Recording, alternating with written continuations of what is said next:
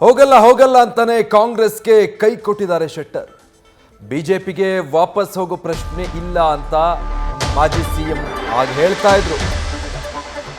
ಆಗ ಅಪಮಾನ ಆಗಿತ್ತು, ಪಾಠ ಕಲಿಸಬೇಕಿತ್ತು, ಕಲಿಸಿದ್ದೀನಿ. ಸದ್ಯ ಕಾಂಗ್ರೆಸ್ನಲ್ಲಿ ಸಮಾಧಾನವಾಗಿದ್ದೇನೆ ಅಂತ ಶೆಟ್ಟರ್ ಆಗ ಹೇಳಿದ್ದು. ಹೋಗಲ್ಲ ಎನ್ನುತ್ತಲೇ ಕೈ ಬಿಟ್ಟು ಕಮಲ ಹಿಡಿದಿದ್ದಾರೆ ಈಗ ಜಗದೀಶ್ ಶೆಟ್ಟರ್. ಇದೇ ತಿಂಗಳು 19ರಂದು ಕಲಬುರಗಿಯಲ್ಲಿ ಈ ಹೇಳಿಕೆಯನ್ನ ಕೊಟ್ಟಿದ್ರು.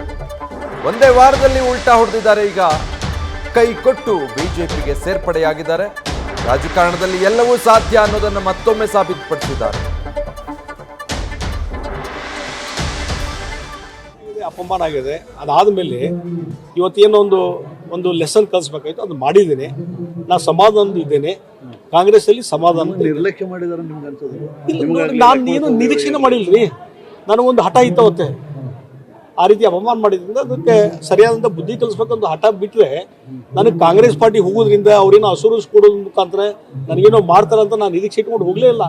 ಇವತ್ತು ನಾನು ಸಮಾಧಾನಕರ ಇದ್ದೇನೆ. ನಾನು ರೇ ಪ್ರಶ್ನೆಗೆ ಉತ್ತರ ಕೊಡೋದಿಲ್ಲ. ಇನ್ನೂ ಅದ್ರ ಬಗ್ಗೆ ನನ್ನ ಕೂಡ ಯಾರೂ ಚರ್ಚೆ ಮಾಡಿಲ್ಲ ಮತ್ತು ನನಗೆ ವೈಯಕ್ತಿಕವಾಗಿ ನಿಲ್ಲುವಂಥ ಆಶೆ ಇಲ್ಲ. ಭಾರತೀಯ ಜನತಾ ಪಾರ್ಟಿಯ ರಾಷ್ಟ್ರೀಯ ನಾಯಕರಾದಂಥ ಭೂಪೇಂದ್ರ ಯಾದವ್ಜಿಯವರೇ,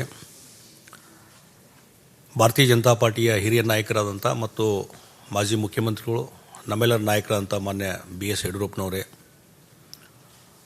ಕರ್ನಾಟಕ ರಾಜ್ಯದ BJP ಅಧ್ಯಕ್ಷರಂಥ ಆತ್ಮೀಯರಂಥ BY ವಿಜೇಂದ್ರ ಅವರೇ, ಇನ್ನೊಬ್ಬ BJP ಮುಖಂಡರು ಕೇಂದ್ರ ಸಚಿವರಂಥ ರಾಜೀವ್ ಚಂದ್ರಶೇಖರ್ ಅವರೇ, ಆತ್ಮೀಯ ಮಾಧ್ಯಮದ ಮಿತ್ರರೇ, ಇವತ್ತು ಭಾಳ ಒಂದು ಸಂತೋಷದ ಸಂಗತಿ. ನಾನು ಕಳೆದ ಅಸೆಂಬ್ಲಿ ಚುನಾವಣೆಯಲ್ಲಿ ಭಾರತೀಯ ಜನತಾ ಪಾರ್ಟಿಯನ್ನು ರಾಜೀನಾಮೆ ಕೊಟ್ಟು ಕಾಂಗ್ರೆಸ್ ಪಾರ್ಟಿ ಜಾಯ್ನ್ ಆದಂಥ ಸಂದರ್ಭದಲ್ಲಿ ಅಲ್ಲಿಂದ ಇಲ್ಲಿವರೆಗೆ ಕಳೆದ 8-9 ತಿಂಗಳಿಂದ ಕರ್ನಾಟಕದ ರಾಜ್ಯದ ಭಾರತೀಯ ಜನತಾ ಪಾರ್ಟಿ ಕಾರ್ಯಕರ್ತರಿರ್ಬೋದು, ರಾಜ್ಯದಲ್ಲಿರುವಂಥ ಶಾಸಕರು, ಮಾಜಿ ಶಾಸಕರು ಮತ್ತು ಇನ್ನಿತರ ಮುಖಂಡರು ಮತ್ತು ನಮ್ಮ ರಾಜ್ಯದ ನಾಯಕರುಗಳು ಎಲ್ಲರ ಒಂದು ಅಪೇಕ್ಷೆ ಇತ್ತು, ಭಾರತೀಯ ಜನತಾ ಪಾರ್ಟಿಗೆ ನೀವು ಮರಳಿ ಬರಬೇಕು ಅನ್ನುವಂಥದ್ದು. ಮತ್ತು ರಾಷ್ಟ್ರೀಯ ನಾಯಕರು ಸಹಿತ ಇವತ್ತು ಬರಬೇಕನ್ನುವಂಥ ಒಂದು ಆಶೆಗಳನ್ನು ವ್ಯಕ್ತಪಡಿಸಿದಾಗ ಇವತ್ತು ಬೆಳಿಗ್ಗೆ ಮಾನ್ಯ ನಮ್ಮ ಗೃಹ ಸಚಿವರು ಮತ್ತು ಭಾರತೀಯ ಜನತಾ ಪಾರ್ಟಿಯ ಹಿರಿಯ ನಾಯಕರು, ಹಿಂದಿನ ಅಧ್ಯಕ್ಷ ಅಂತ ಅಮಿತ್ ಶಾ ಅವ್ರನ್ನ ನಾವು ಇವತ್ತು ಬೆಳಿಗ್ಗೆ ಭೇಟಿಯಾಗಿದ್ವಿ. ಭಾಳ ಒಂದು ಅತ್ಯಂತ ಗೌರವದಿಂದ, ಒಂದು ಹೆಚ್ಚಿನ ರೀತಿಯಂಥ ಪ್ರೀತಿ ವಿಶ್ವಾಸದಿಂದ ಅವರು ನಮ್ಮನ್ನು ಬರಮಾಡಿಕೊಂಡ್ರು. ಮತ್ತು ಅದೇ ರೀತಿ ಈಗ ನಮ್ಮ ರಾಷ್ಟ್ರೀಯ ಅಧ್ಯಕ್ಷ ಅಂತ ನಡ್ಡಾಜಿಯವ್ರನ್ನೂ ಈಗ ಭೇಟಿ ಆಗ್ತೇವೆ. ಮತ್ತು ಈಗಾಗಲೇ ನಾನು ಭಾರತೀಯ ಜನತಾ ಪಾರ್ಟಿಗೆ ಮತ್ತೆ ಇವತ್ತು ಇಲ್ಲಿ ಸೇರ್ಪಡೆ ಆಗ್ತಾ ಇರುವುದು ನನಗೆ ಒಂದು ಸಂತೋಷದ ಸಂಗತಿ.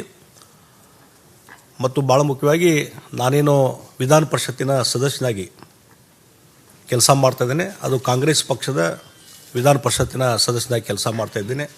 ಆ ಹಿನ್ನೆಲೆಯಲ್ಲಿ ಕರ್ನಾಟಕದ ವಿಧಾನ ಪರಿಷತ್ತಿನ ಸಭಾಪತಿಗಳಂತ ಮಾನ್ಯ ಬಸವರಾಜ ಹೊರಟ್ಟಿಯವರಿಗೂ ನಾನು ಫೋನಲ್ಲಿ ಮಾತಾಡಿದ್ದೇನೆ. ಮತ್ತು ಈಗಾಗಲೇ ಇಮೇಲ್ ಮುಖಾಂತರ ಸದಸ್ಯತ್ವಕ್ಕೆ ನಾನು ಈಗಾಗಲೇ ರಾಜೀನಾಮೆಯನ್ನು ಕೊಟ್ಟಿದ್ದೇನೆ ಮತ್ತು ಆ ರಾಜೀನಾಮೆ ಎಕ್ಸೆಪ್ಟ್ ಮಾಡಬೇಕಂತೇಳಿ ನಾನು ಮಾನ್ಯ ಸಭಾಪತಿ ಹೊರಟ್ಟಿಯವ್ರನ್ನ ವಿನಂತಿ ಮಾಡ್ಕೊಂಡಿದ್ದೀನಿ.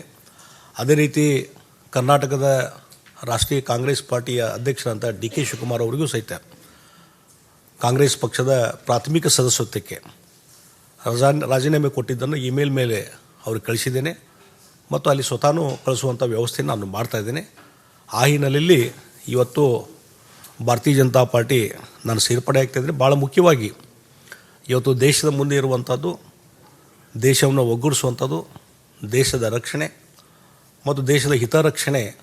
ಈ ಹಿನ್ನೆಲೆಯಲ್ಲಿ ಕಳೆದ 10 ವರ್ಷದಿಂದ ನಮ್ಮ ದೇಶದ ಪ್ರಧಾನಮಂತ್ರಿ ನರೇಂದ್ರ ಮೋದಿಜಿಯವರು ಏನು ಭಾರತದ ಒಂದು ಪ್ರಗತಿಗೆ, ಇಡೀ ಜಗತ್ತಿನಲ್ಲಿ ಭಾರತದ ಒಂದು ಶಕ್ತಿ ವೃದ್ಧಿಸಲಿಕ್ಕೆ ಏನು ಕೆಲಸ ಮಾಡಿದ್ದಾರೆ, ಅವರು ಮತ್ತೊಮ್ಮೆ ಪ್ರಧಾನಮಂತ್ರಿಗಳಾಗಬೇಕು, ಮತ್ತೊಮ್ಮೆ ಅವರ ನಾಯಕತ್ವದಲ್ಲಿ ದೇಶದಲ್ಲಿ ಒಂದು ಹೆಚ್ಚಿನ ಶಕ್ತಿ ಬರಬೇಕು ಅನ್ನುವಂಥ ಹಿನ್ನೆಲೆ ಇಟ್ಟುಕೊಂಡು ಮತ್ತು ಭಾರತೀಯ ಜನತಾ ಪಾರ್ಟಿ ಇನ್ನೂ ಹೆಚ್ಚು ಶಕ್ತಿಯುತವಾಗಿ ಬೆಳಿಬೇಕು ಅನ್ನುವಂಥ ವಿಷಯನ ಇಟ್ಕೊಂಡು ಇವತ್ತು ಭಾರತೀಯ ಜನತಾ ಪಾರ್ಟಿಗೆ ನಾನು ಮರು ಸೇರ್ಪಡೆ ಆಗ್ತಾ ಇದ್ದೇನೆ. ನ್ಯೂಸ್ ಫಸ್ಟ್ ನಿರ್ಭೀತಿಯಿಂದ ನಿಮ್ಮ ಪರವಾಗಿ.